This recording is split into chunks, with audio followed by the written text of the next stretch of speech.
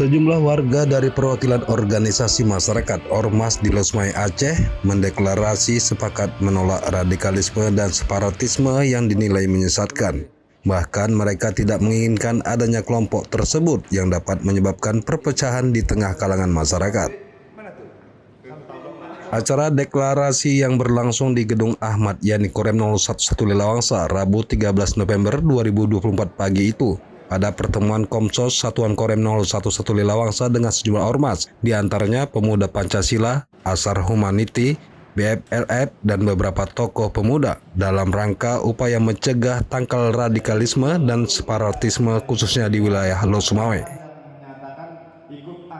Kepala Seksi Teritorial Kasiter Korem 011 Lelawangsa Mayor Kapolri Wahyu Predi membacakan amanat Danrem 011 Lelawangsa Kolonel Infanteri Ali Imran.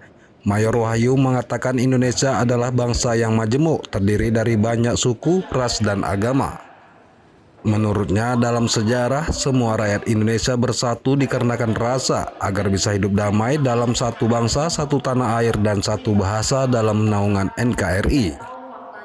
Selain itu, komunikasi sosial dan tatap muka tersebut dinilai bagus karena selain dapat bertukar pikiran juga bisa memberikan masukan sebagai upaya pencegahan tangkal radikalisme dan separatisme di lingkungan masyarakat. Nah, ini tolong diberitahu. Sama-sama diberitahu, sama.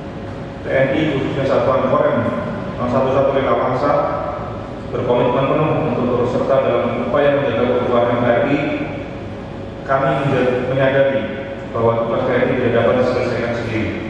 Untuk itu, setelah melalui kegiatan komunikasi sosial ini, mari kita saling meningkatkan kesadaran masyarakat tentang bahaya radikalisme dan separatisme.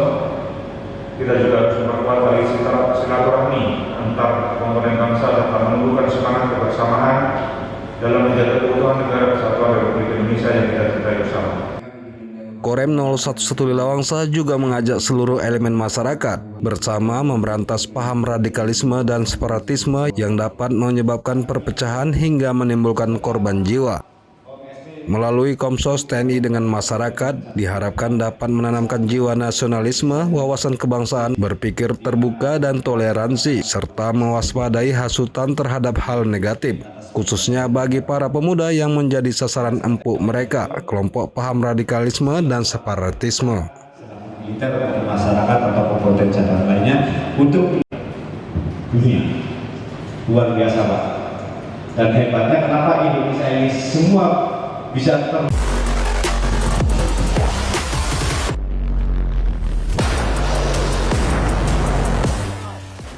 Ikuti terus perkembangan informasi selanjutnya, tetap semangat dan selalu bersyukur serta jangan lupa untuk bahagia.